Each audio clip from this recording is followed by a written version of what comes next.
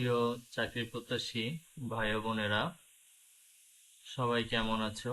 আশা করি সবাই ভালো আছো। বরাবরের মতো জব স্টাডি চ্যানেল থেকে আমি অমি তোমাদের সামনে নিয়ে এসেছি খাদ্য অধিদপ্তরের টপিক ভিত্তিক সাজেশন।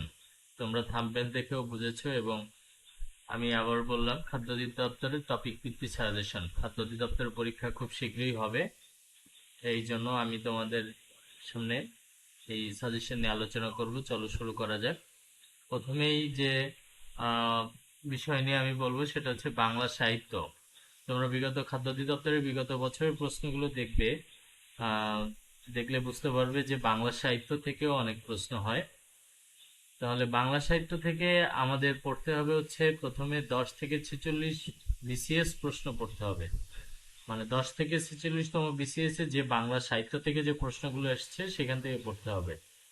তোমরা যারা নিয়মিত চাকরির পরীক্ষা দাও, তোমরা অবশ্যই জেনে থাকবে যে 11 থেকে 20 গ্রেডের যে চাকরির পরীক্ষা, এই পরীক্ষায় 10তম বিসিএস থেকে 46তম বিসিএস পর্যন্ত বা আপডেট যে বিসিএস থাকে সর্বশেষ, এই বিসিএস এর মধ্যে অনেক প্রশ্ন কিন্তু কমন থাকে বা ঘুরিয়ে ফিরিয়ে আসে। তো সেই ক্ষেত্রে বাংলা সাহিত্য থেকে 10 থেকে 46তম বিসিএস এর প্রশ্নপত্র শুধু বাংলা সাহিত্যের জন্যই নয়, অন্য যেগুলো সাবজেক্ট আছে সবগুলোর জন্য 10 থেকে 46তম বিসিএস এর প্রশ্নগুলো সলভ করলে অনেক কিছু কমন পাওয়ার সম্ভাবনা থাকে। এরপরে আমরা পড়বো হচ্ছে যে নিম্নোক্ত যে টপিকগুলো আমি লিখেছি, এই টপিকগুলোর শিকড় প্রশ্ন পাঠ থেকে শুধু বিগত বছরের প্রশ্নগুলো পড়তে হবে। টপিকগুলো কি? টপিকগুলো হচ্ছে পত্রিকা, ছদ্মনাম ও উপাধি, বিভিন্ন কবির ছদ্মনাম এবং তাদের উপাধি, বাংলা লিপি, বাংলা সাহিত্যে প্রথম যেগুলা এইগুলা, উপন্যাস, মুক্তিযুদ্ধ ভিত্তিক গ্রন্থাবলী, বিভিন্ন সাহিত্যিকের সাহিত্যকর্ম। এটা গেল বাংলা সাহিত্য। এরপরে আসি হচ্ছে বাংলা ব্যাকরণ। যেহেতু সবগুলো বিষয় নিয়ে কথা বলবো, এত ভিডিওটা একটু বড় হবে, কেউ স্কিপ করবা না, সম্পূর্ণ ভিডিওটি দেখবা, আশা করি তোমাদের উপকার হবে। বাংলা ব্যাকরণ কি আছে? বাংলা ব্যাকরণের যে টপিকগুলো আমি দিছি, এই টপিকগুলো থেকে বিগত সালে যত প্রশ্ন আসছে সবগুলো প্রশ্ন পড়বা, এবং বেসিকগুলো পড়লেও ভালো হবে। যেমন টপিকগুলোর মধ্যে আছে বানান, বাক্য শুদ্ধি, সন্ধি, সমাস, বিপরীত শব্দ, সমার্থক শব্দ, এক কথায় প্রকাশ, কারক, ব্যাকরণের আলোচ্য বিষয়, ধ্বনি ও বর্ণ, উপসর্গ, শব্দ ভাণ্ডার, পুরুষ, স্ত্রীবাচক শব্দ। এইগুলো যে কোনো বই থেকেই পড়লে হবে। আর বিগত সালের প্রশ্ন তো তোমরা পড়বাই, অনলাইন থেকে পড়ো আর বই থেকে পড়ো। এরপরে আমি কথা বলবো গণিত নিয়ে। হুম। গণিতে আমরা গণিত কিন্তু খুবই গুরুত্বপূর্ণ আমাদের ইসের জন্য, এবং গণিতে অনেক সময় এমসিকিউ যেহেতু পরীক্ষা হবে, এমসিকিউতে গণিতে এমন প্রশ্ন করে যে টাইম অনেক বেশি নিয়ে নেয়। এই জন্য তোমাদের খুব বেশি প্র্যাকটিস করতে হয় মান নির্ণয়, সূচক, লাভ ক্ষতি, ত্রিভুজ, বাস্তব সংখ্যা, লসাগু গসাগু, সুদ কষা, বিভিন্ন পরিমাপ একক, অনুপাত ও বৃত্ত।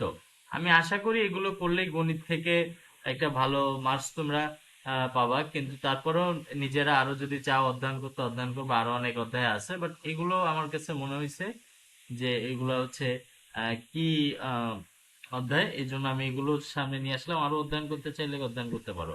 আচ্ছা, এর পরে যেটা আমি বলবো সেটা হচ্ছে জিকে, মানে জেনারেল নলেজ, সাধারণ জ্ঞান। আমি তোমাকে সবাইকে বারবার একটা কথা বলি যে যে কোনো সাবজেক্টের জন্য, গণিত বলো, বাংলা বলো, ইংরেজি বলো, এবং সাধারণ জ্ঞান বলো, প্রত্যেকটা বিষয়ের জন্যই বিসিএস এর 10 থেকে 46তম বিসিএস পর্যন্ত যত প্রশ্ন আসছে সবগুলা তোমার রিভাইজ করা বা প্র্যাকটিস করা উচিত। এবার আসি জিকের জন্য শুরুতে 10 থেকে 46 প্রশ্ন ভালো করে পড়তে হবে। আর 23 থেকে 24 সালের বিভিন্ন পরীক্ষার প্রশ্ন, এটা তো পড়তে হবে। কেননা সবাই জানে 11 থেকে 20 গ্রেড পর্যন্ত যে প্রশ্ন, 11 থেকে 20 গ্রেডের যে পরীক্ষা হয়, এতে বিগত সালের প্রশ্ন থেকে বেশি প্রশ্ন হয়, কমন পড়ে বেশি।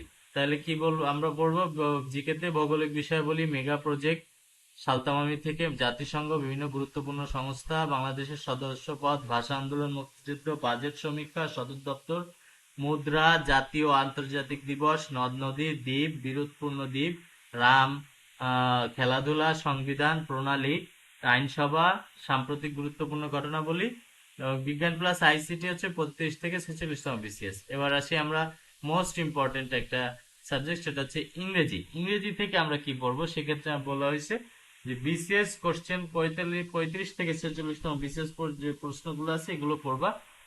আর অধ্যায়গুলো যদি বলা হয় তাহলে subject, verb, agreement, right form of verbs, preposition, idiom and phrase, আর correction, spelling, voice change, translation, identification of parts of speech, verb, synonym এবং অ্যান্টোনিম।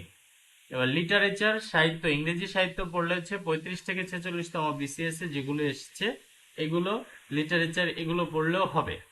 ঠিক আছে, আমার চ্যানেলে আমি 10 থেকে 46তম বিসিএস পর্যন্ত প্রশ্ন সমাধান আপলোড করব আস্তে আস্তে, ডে বাই ডে। তোমরা ইনশাল্লাহ আমার চ্যানেলের সাথে থাকলে এগুলো আরো আস্তে আস্তে পেয়ে যাবে। এবং এই খাদ্য অধিদপ্তরের এই যে সাজেশনটা, এই সাজেশনটা আমি আশা করি তোমাদের অনেক উপকারে আসবে এবং তোমরা এটা ফলো করলে একটা ভালো মার্কস আমি আশা করি তোমরা পাবা। তো সবাই ভালো থাকবা, পরবর্তী ভিডিওর জন্য আমাকে লাইক, কমেন্ট এবং শেয়ার করবা যাতে আমি নতুন নতুন ভিডিও নিয়ে আসতে পারি। সবাইকে ধন্যবাদ। আসসালামু আলাইকুম।